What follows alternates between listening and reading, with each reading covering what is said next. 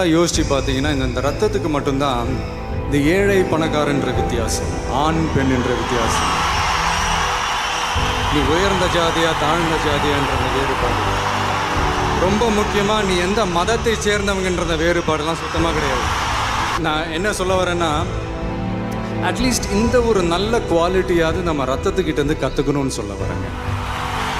1990களில் எனக்கு போட்டியாக ஒரு நடிகர் உருவானார். முதல்ல ஒரு போட்டியாளராக இருந்தார், போக போக அதுவே ஒரு சீரியஸான போட்டியாளராக மாறினார். நான் போன இடத்துக்கெல்லாம் அவரும் வந்து நின்னார். நான் இந்த அளவுக்கு வளர்றதுக்கு காரணமாக இருந்தார். அவரை தாண்டணுங்கிற முயற்சியில் நானும் போட்டி போட்டுக்கிட்டே இருந்தேன். அந்த மாதிரி ஒரு போட்டியாளர் உங்கள் லைஃப்லேயும் இருக்கணுங்க. அந்த போட்டியாளர் உருவான வருடம் 1992. அந்த போட்டியாளரின் பெயர் ஜோசப் விஜய். ஜெயிக்கணுன்ற வெறி இருக்கிற எல்லாருக்குள்ளேயும் ஒரு போட்டியாளர் இருக்கணும். அந்த போட்டியாளர் நீங்களாக தான் இருக்கணும்.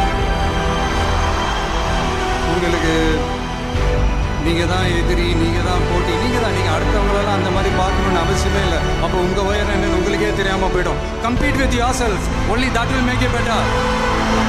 B your own competition.